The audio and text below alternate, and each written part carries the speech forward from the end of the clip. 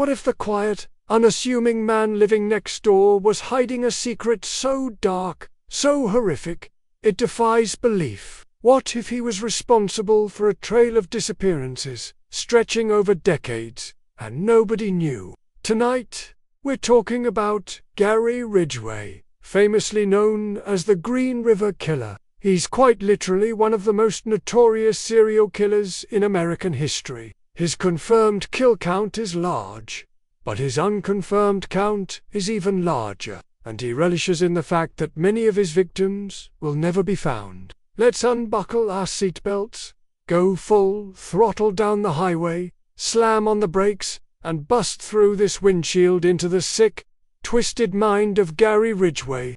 Gary was born in post-war America, in the crossroads of the West Salt Lake City, Utah, in 1949. It was an era of optimism. But despite 2 incomes, life could still be tough for families. His father, Thomas Newton Ridgway, was a bus driver, and his mother, Mary Rita Ridgway, worked in retail. With veterans returning home, there was a huge housing shortage, especially in Salt Lake City. This pushed families like the Ridgways into cramped, outdated apartments. Due to these economic pressures, they eventually relocated to the suburbs south of Seattle. But despite the new opportunities there, Gary's childhood was deeply troubled. Later interviews and interrogations painted a chilling picture. Gary's mother, Mary, was allegedly abusive, domineering, and degrading towards him. His father was mostly absent, working, leaving Mary in complete control. She would belittle him, pick on him for not doing well in school, and publicly embarrass him. She sounded, honestly, like a bully. And this is where Gary's mind began to twist. As early as 14 or 15 years old, he started having horrific, disturbed fantasies about his mother. He'd watch her son bathe and feel aroused. But here's the truly disturbing part. When Gary would wet the bed, even into his teens, his mother would wash his genitals for him. Psychologists believe this was just the tip of the iceberg, likely part of a larger pattern of sexual contact between them. This deeply humiliated Gary, and likely fueled a growing rage directed at Mary. He just wanted her to stop picking on him. Eventually, his fantasies twisted from sexual intercourse to outright murder. He thought of hurting her as far back as 4th grade, but this was a massive escalation. He had 2 desires battling inside him. On one hand, she was a fantasy subject. On the other, when she was trying to get him to read, she was someone he hated. These urges were the first horrifying signs that something was deeply wrong with Gary. Gary began channeling his sexual and violent frustrations in other, terrifying ways. It started small, with him throwing rocks at windows, breaking them. Then it escalated to throwing rocks at his own brother. And then, he started doing something a lot of serial killers do. Killing animals. He loved killing birds. Killing a lot of them.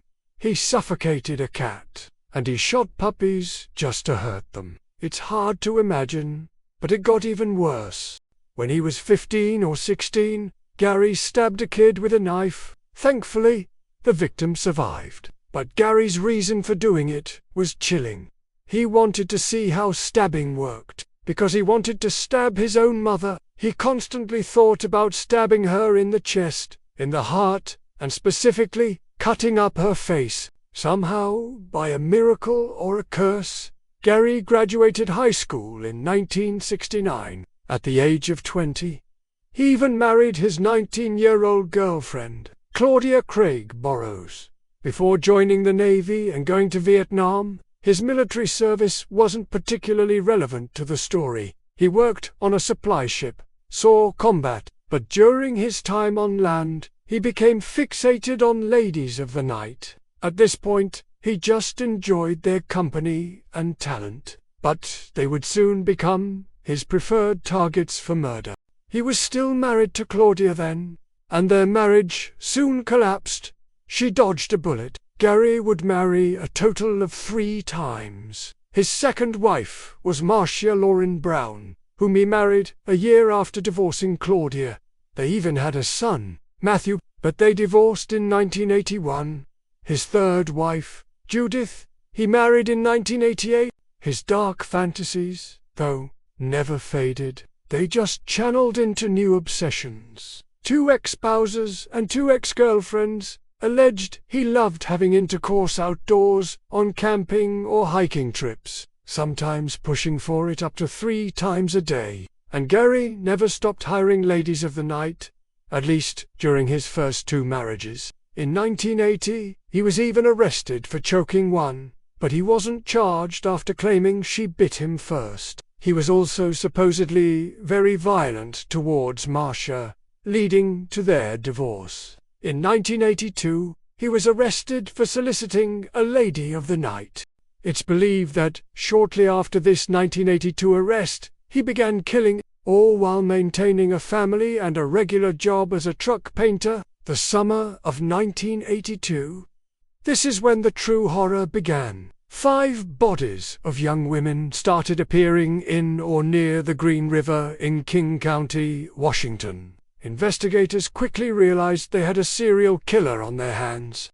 The first victim was Wendy Lee. She was just 16 when she was last seen on July 8. Her body was discovered floating in the Green River, near Kent, underneath the Peck Bridge. Cause of death: strangulation, using her own clothes. Next, Deborah Lynn Boner, 23 years old, vanished on July 15, 1982. She was last seen at SeaTac Airport. Her body was found floating in the Green River near Kent, disturbingly close to the meatpacking plant where Gary worked. Then, Marcia Faye Chapman, last seen leaving her SeaTac home on August 1, 1982. Her body was recovered from the Green River on August 15, 1982, near Kent. She was 31, and her cause of death was also strangulation. The 4th victim was Opal Charmaine Mills, only 16. Her family last spoke to her on August 12, 1982. She'd called from 194th Street and Pacific Highway South in Sea. Her body was pulled from the Green River in Kent on August 15, 1982. Just heartbreaking. There was a 6th victim also found in the Green River, though dumped much later. Tracy Winston, 19, last seen September 12, 1983, at Northgate Mall. Her body was found a mile from where Wendy Lee Caulfield was discovered. A pattern was emerging. All these women were taken from SeaTac, specifically along Pacific Highway South. They were mostly young women. The highway runs through Tacoma, connecting to the first victim. The bodies were found within a similar time frame, indicating a horrifying spree. There was a monster living in the greater Seattle area. And little did investigators know, Gary Ridgway was lurking right beneath their noses. But Gary wasn't content with just one dumping ground. His system was calculated, meticulous. He wanted to make sure he'd never get caught. The next set of victims were found near where the first set were abducted. The SeaTac Airport and the Thai Golf Course, close to Pacific Highway South. Giselle, a lover, 19, discovered September 25, 1982, in the woods near Seattle. She was last seen July 17, 1982, in Norber Park, which was sandwiched between SeaTac Airport and the Green River. Chillingly, her beautiful blonde hair had been dyed black when her body was found. Constance Naone, 21, last seen June 8, 1983. Near South 188th Street and Pacific Highway South. Her car was found parked there. Her body was discovered on a vacant lot on October 27, 1983. Kelly Ware, 22, last seen July 17, 1983, at a bus stop. Her body was recovered just 4 months later, on October 29, 1983. Mary Bridget Meehan, 19. Last seen September 15th, 1982, at the Western 6th Motel. Her body was discovered over a year later, November 13th, 1983, also in close proximity to the others. Andrea M. Childers, 17, was 8 months pregnant when she disappeared from a bus stop, April 14, 1983. It took over 6 years for her body to be found on October 19, 1989. A grim, nail-covered throne surely awaits Gary Ridgway in hell. Another dumping ground was found near baseball fields just north of SeaTac Airport. Chandelier Summers, 17, Cheryl Lee Wims, 18, and an unidentified corpse of a white female aged 14 to 18 were all found here. Cheryl vanished on her birthday, and her sister also disappeared that same day, remaining missing to this day. Was it Gary as well? We don't know. Then came Star Lake Road, a scenic route south of Star Lake, from 1983 to 1985. The bodies of 6 women were discovered along this road. They were all young, often teenagers, picked up off Pacific Highway South. Gail Matthews, 23, last seen April 10, 1983, entering a truck on Pacific Highway South. Her body was found September 18, 1983. Dolores Laverne Williams, 17, last seen March 1983 near a bus stop on Pacific Highway South. Her body was found March 31, 1984. Terry Renee Milligan, 16, disappeared August 29, 1982, on Pacific Highway South. Her body appeared on April 1, 1984. Gary would admit to killing her in 2003. She'd had a terribly hard life. Disowned by her family, pregnant in middle school. Sandy K. Gabbert, 17, last seen April 17, 1983.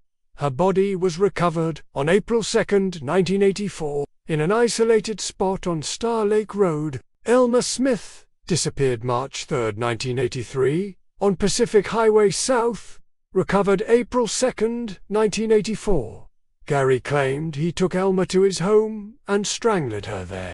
Carrie Ann ROI, 15, missing for 2 years, last seen May 13, 1983. Found March 10, 1985, dumped in a swamp off Star Lake Road. From 1983 to 1985, Gary was moving his dumping locations, but keeping the abduction area the same. He was picking women up, offering rides, or even kidnapping them in broad daylight. He was killing repeatedly, every week, or even multiple times a day. More dumping grounds kept appearing. Along Highway 18 and I-90, Tina Marie Thompson, Maureen, Sue Feeney, Cindy Ann Smith, and Patricia Barracks, whose body was found almost 7 years after she disappeared, near exit 38 on I-90, a remote area far from civilization, often used for national parks. Here, Delise Louise Plager, 22, Lisa L. Yates, 21, and Kimberly Nelson, 20, were found. He was killing women in one spot, dumping their bodies in another, abducting from the same spot, and dumping them in yet another. It was a full-blown, terrifying system, and nobody was catching on. Along Highway 410, near Enumclaw, Washington, Debbie Mae Abernathy, 26, Mary Sue Bello, 25, Martina Tia Thorey, 18. Some bodies found here were dumped much later, like Marta Reeves, in 1990, and Roberta Hayes, a homeless teenager featured in a documentary, whose skeletal remains were found in 1991. Even Pavia Venki, 16, was found near Highway 14 in 2003. Gary was actively thinking about where to dump his bodies, meticulously planning to avoid capture. And then there's the horrifying fact that he was dumping bodies hundreds of miles away. Shirley Marie Sherrill, 19, last seen in Seattle in 1982, was found dead in Tigard, Oregon, in 1985, to 200 miles from where she vanished. He truly was a monster, constantly thinking about his crimes. Eventually, it was discovered that Ridgway was dumping bodies all over the state of Washington, with 9 victims found in various spots across King County alone. Linda Jane Rule, 16, found on a hospital campus. Carol Ann Christensen, 29, last seen May 3, 1983. Her body was found 5 days later in the woods. She had been strangled with a bag over her head, partially submerged, clothes put back on backwards, one shoe on the wrong foot, the other missing. And then, the ultimate insult, the chilling signature, a raw sausage wrapped around her, a wine bottle in her hand, and 2 gutted fish neatly placed over her chest. He was expecting people to find her, and just screwing with them in the most sickening way. Yvonne Sheliantos, 19, found 5 months after she was last seen.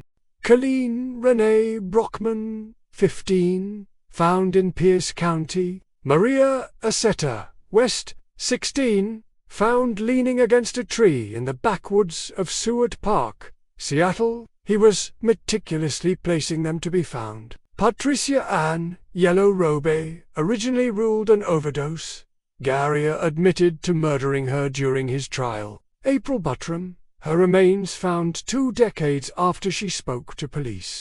Marie Malvar, 19, last seen April 30th, 1983, getting into a truck at an intersection. Her boyfriend, feeling something was off, tried to follow but lost them. A few days later, he found the same truck parked outside a house less than half a mile away. The property belonged to Gary Ridgway. When questioned, Ridgway denied involvement, and police, devastatingly, found no reason to pursue it further. Marie's remains weren't discovered until 2003, nearly 30 years later. To this day, for more women Gary admitted to killing still remain missing. Casey Ann Lee, DSE, Becky Marrero, 19, Kelly K. McGinnis, who Gary claimed he killed but refused or forgot where he hid the body, and Patricia Ann Osborne. The list just kept growing. It's insane to believe Gary Ridgway got away with this for so long. He even admitted to killing a woman with his son in the car. He picked up a woman, and his son, Matthew, was next to him. He killed her in the South Airport area, convinced his son didn't see it, but thankfully, his reign of terror wouldn't last much longer. Advances in technology would finally expose him. Remember, Marie, the one whose boyfriend saw her get into Gary's truck in 1983? Gary was a suspect then, questioned multiple times, even the last person seen with 2 of his victims. But he denied everything. In 2003, after his arrest, he chillingly confessed that during his original 1983 questioning, he stood against a fence to conceal scratches Marie Malvar had left on his arm while trying to escape. And once detectives left, he burned the scratches with battery acid to disguise them. Just sickening. In 1987, police searched his house and vehicles, and he even provided a saliva sample. But the technology at the time simply wasn't good enough to definitively link him to the deaths. So, he walked a free man for many years. Then, in March 2001, everything changed. New forensic testing techniques became available. Investigators reopened the case, re-examining evidence collected over years. These new tests, PCR and S, allowed scientists to sequence and copy tiny fragments of DNA. They meticulously examined everything. Rinsed fingernails, swabbed ligatures from strangulation devices, and then they found them. A few sperm cells and some pubic hairs. They created DNA profiles from 3 different victims and compared that DNA to the piece of gauze Gary had chewed on all the way back in 1987. It was unbelievable. The DNA matched. Gary Ridgway was their murderer. On November 30, 2001, they finally got him. He was charged for the murders of Cynthia Zhang Hines, Marsha Faye Chapman, Opal Charmaine Mills, and Carol Ann Christensen. Nearly 2 decades after the first murder, the King County Sheriffs announced the Green River Killer had been caught. After his arrest in 2001, things didn't look good for Gary. He was charged with 3 more murders. Wendy Lee, Deborah Lynn Boner, and Deborah Estes. The charges were building. Then, in June 2003, Gary, the slimy, narcissistic piece of garbage, was willing to make a deal. In exchange for the prosecutor not seeking the death penalty, he would plead guilty to all the murders he had committed in King County. This included providing full truth and information, answering any questions detectives had. On November 5, 2003, he entered that guilty plea deal for 48 charges of aggravated first-degree murder. In his own statement, he said, and I quote, "I killed so many women I have a hard time keeping them straight, a piece of human trash." He claimed he never knew the victims, not even their names, but he was positive he killed all of them, the majority in his house, and a bunch in his truck. His motive? He explained that he wanted to kill as many women as he thought were ladies of the night as possible. He hated them because he never wanted to pay for intercourse, and since they were so easy to pick up, many of them weren't reported missing anyway. He basically treated them like actual trash. Little did he know, he was the trash. He would steal their jewelry and clothes to make them harder to identify. He put their bodies in clusters or groups so he could keep track. He even liked to drive past them, using them as macabre landmarks. On December 18, 2003, Gary Ridgway was finally sentenced. He received 48 consecutive life sentences. He is just rotting there. The victims' families and friends were allowed to speak to him, giving their testimony, finally getting some peace. Most of the time, he just sat there, but eventually, he was brought up to speak, offering an apology.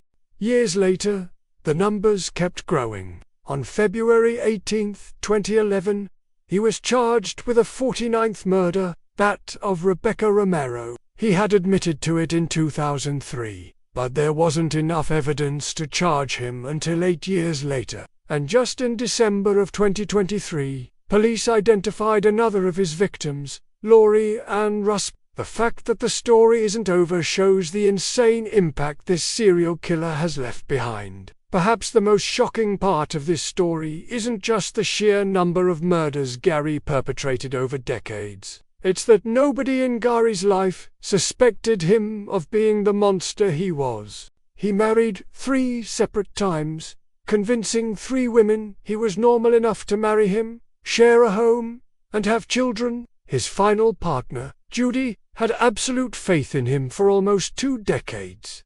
She described their 17-year marriage as a happy one. She even maintained his innocence long after he was arrested and confessing.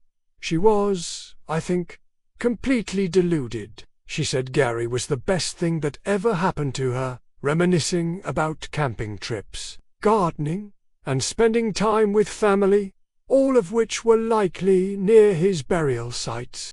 Beyond his wives, Gary also played the role of a loving, supportive father to his son. Matthew described his dad as a relaxed man who never yelled, taught him baseball, and always showed up for school concerts and soccer practices. He was always there. It's baffling how he did it all.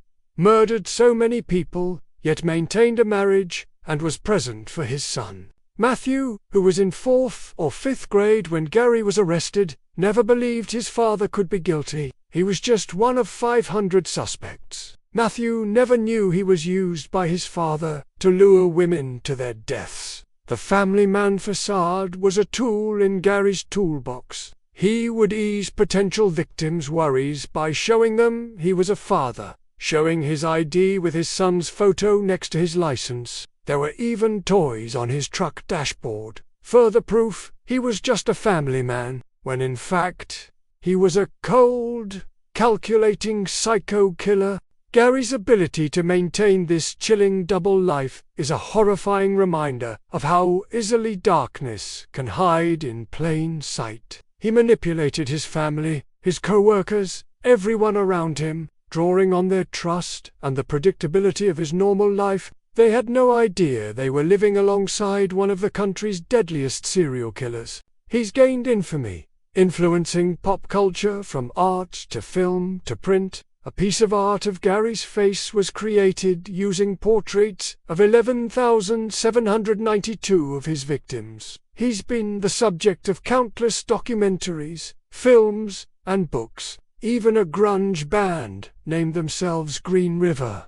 But it begs the question, how many other victims are out there? With the numbers still growing, it's heartbreaking to think about. The FBI estimates there are around 25 to 50 active serial killers in the US alone at any given time, and some even believe multiple operators, long-haul truck drivers. Gary Ridgway will rot in his cell, his health deteriorating, stuck with the idea that one day he will die behind those concrete walls and metal bars. He is a piece of human garbage. What do you think is the most disturbing aspect of Gary Ridgway's reign of terror? Share your thoughts in the comments below. And if you want me to do a deep dive on other serial killers, like Ed Kemper, let me know. Until next time.